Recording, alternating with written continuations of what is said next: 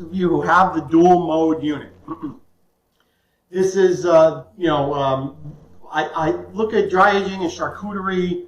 Dry aging, you know what? You take it, tie it up, put it in there, let it go. It's kind of like cooking and baking. So dry aging is the cooking, and charcuterie is the baking. It's more precise. You need to be precise with your measurements of your ingredients. I've got a great scale that measures tenths of a gram, because that's how precise it is sometimes. So yeah, so if you got the dual mode unit and you're diving into charcuterie, start slow, crawl, walk, run. Go with the whole muscle meats like this. This is a Coppa taken out of a pork shoulder. Start with those muscle meats before you get into the salamis and the fermenting and all that stuff. And I just wanted to show you, I urge you to become a student of charcuterie. If you want to do it, you want to get great results, use the knowledge that's out there to gain your own knowledge and understanding of the process. And you will find that it becomes much easier, because all the knowledge that's out there takes some of the guesswork out of it. And then once you know the basic tenets of charcuterie, then you can get creative and do your own flavor profiles. So how did I do that? I got a textbook. This is a book by Michael Ruhlman and Brian Polson. Chef Polson is like the authority of charcuterie in the U.S. He's been around the world representing the U.S. in charcuterie. I did a 2-day seminar with him, which is phenomenal, being able to have a one-on-one conversation and learn from the master. I got his book, Salumi, and it's all about what we're trying to do. This is the craft of Italian dry curing. So I am doing his recipes verbatim for the first time, so in my learning process. So he's got a recipe in here for several Coppas. He's got the bay leaf and juniper Coppa that I did, and he also has the spicy Coppa. And he lays it out pretty simply, tells you how to do it, uses what's called a salt box method. It's all in the video that I already did, so I'm not going to go spend too much time on this. So I've got the textbook. The second thing I've got is a notebook. All right, so here's the textbook. Do what the recipe calls. Get yourself a notebook. This happens to be called the Stone Notebook. It is created by chefs for chefs. The paper is smudge proof, it's waterproof and all that stuff, and I love it. This has become my charcuterie notebook. So here's my history. So in a year, when I go back and I want to make Coppa again, I can see what happened. So I know that I started this on February 13th, and I kept weighing it, and I wrote down the weights so I could see the process, learn the process. So today we hit our goal, 5/4/20. It was 81 days, so about 3 months and 5 days. And again, this was a bigger piece. This one took a little less. You're going for that 35% weight loss, and it's all in grams. So you're learning the metric system in the process. Anyway, so get the textbooks, whatever your choice is. I recommend Polson's. Get yourself a good notebook and take copious Coppa notes. Nice. It was a joke, a little culinary joke. So let's go. Let's cut into this thing. Lynn, if you can zoom in a bit, show them what this looks like. You can see how my twine, my butcher's twine, has loosened because, of course, it shrunk a little bit. And this is a nice, solid piece of meat. It's got the spices on the outside. How much weight will this? It smells beautiful. Well, let's see. How much weight? Let's go to the notes. So the starting weight, after I cured it, was 1,871 grams. 1871. Today it weighs in at 1215. So 1217 was my goal. So 654 grams, and it took 81 days to get there. Beautiful. All right, we're going to go right in. I'm going to cut this string off. The Pro 40 dual mode did an amazing job of curing this. It really was. Once you get to that curing point, it's set it and forget it, just like dry aging. But it's getting to that point where you put it in for the curing, that you got to be real specific and very precise. You know, because the last thing you want to do is put in too much, let's say the cure number 1 or number 2, whatever you're making, because, you know, that stuff needs to be used, you know, gingerly and correctly. Too much is no bueno. All right, so here we've got this beautiful Coppa. I'm going to bring it to you. Am I zoomed in? Oh yeah, Mikey, you're Okay. You're good. So there it is. It is beautiful. Smells great. I'm going to cut it right down the middle because I've got my slicer here. I won't be able to slice the whole thing like that. So here we go. I'm excited. So what I'm looking for is a beautiful, the muscles defined. Oh my God, does that smell good? So you see, this is why we do Coppa. All that fat in there is absolutely beautiful. So you want it like creamy here. You do have a little bit of case hardening on the outside, which when I'm slicing it thin won't be really an issue. But then you want to try to avoid that case hardening. We want a pellicle really on dry aged beef, not so much on charcuterie. All right, I'm going to open up my bay leaf and juniper one too because I'm going to cut a little bit of both.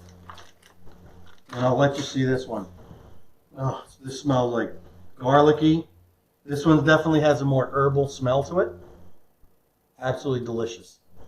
So you can see the muscles. There's three or four muscles in the Coppa muscle that make it up. So here we go.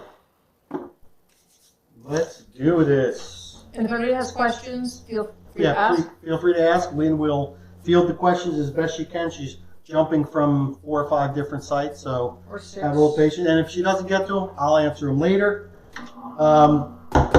Video debut of my KWS slicer, Oh, I guess I'll come over there to you. which I am super loving. That your lovely girlfriend gave you. And my lovely girlfriend bought me for my birthday. And I need this piece of paper here because I'm going to lay it out on a little bit of parchment. And let's go. All right, so a little long, but that's okay. So it's a little bit thick. I'm going to go down to 1. It smells really good. I can go even lighter. So you can see right through that. I'm going to give one to the camera woman. Let's see her reaction. This is the new one, yeah? That is the new spicy.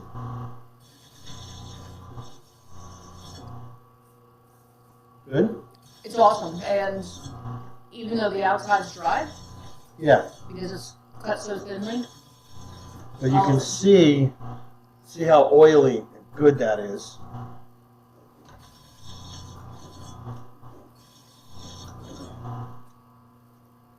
Oh, this looks really great. Very pleased. So what I'll do is I'll slice a bunch of it up like this, and I'll fold over the parchment paper, and I will put it in a vacuum seal bag, and I'll vacuum seal it, and it'll hold in the fridge really nicely. All right, and here's one for me to taste. All right. Oh, it's delicious. I could tell already.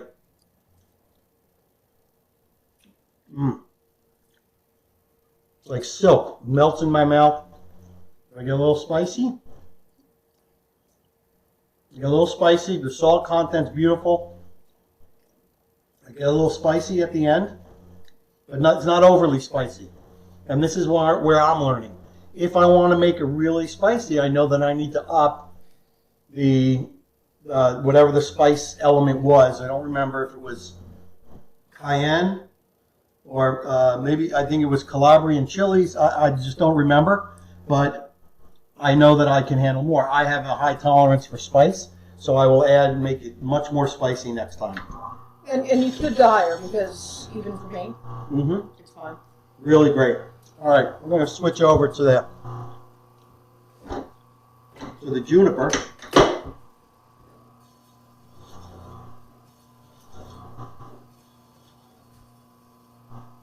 Again, it's the texture of it is stunning.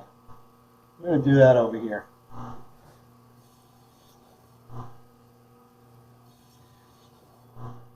So these make a really great cheese plate. You can slice it a little bit thicker and put it up, make a sandwich. I would even like it just like this as a sandwich. Yeah, it's just like so. It's so herbal, delicious. So anyway, guys, I'm going to continue to slice this. So, you know, check out the amazing world of homemade charcuterie, because, you know, and what a beautiful thing is we can do it safely in our homes now and have charcuterie any day of the week whenever we feel like it. You know, it's really a wonderful thing. In my opinion, if you're going to buy the Steakager Pro 40, it is well worth the upgrade to give you flexibility to be able to do both. And right now, and it's fun.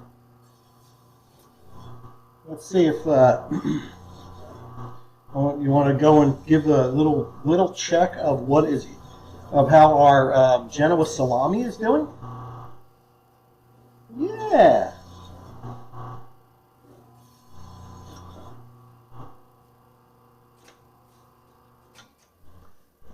Let's do that. I'm going to walk over here.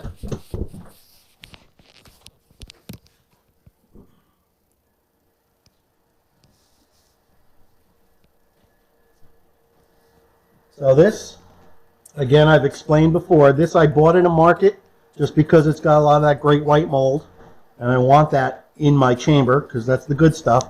And you can see it is migrating over to our Genoa salami. So this is absolutely gorgeous. I can feel that it's starting to shrivel, just like salami should. And the color's beautiful. The definition between the fat and the meat is perfect. So I'm really excited. I have no idea how long this is going to take, but we'll find out together. Anyway, again, Chef Eric Eisenbud here, the Grateful Chef. Thanks for joining me on this great charcuterie Steakager video. And hats off to our buddy Scott over at Steakager and Ryan and the whole crew over there who have made this possible for us to make artisanal, homemade charcuterie at home and get results like this. Absolutely stunning and beautiful. I wish you could taste it. Be well, be safe with your families during these times. Be well, eat well. Be kind, be nice.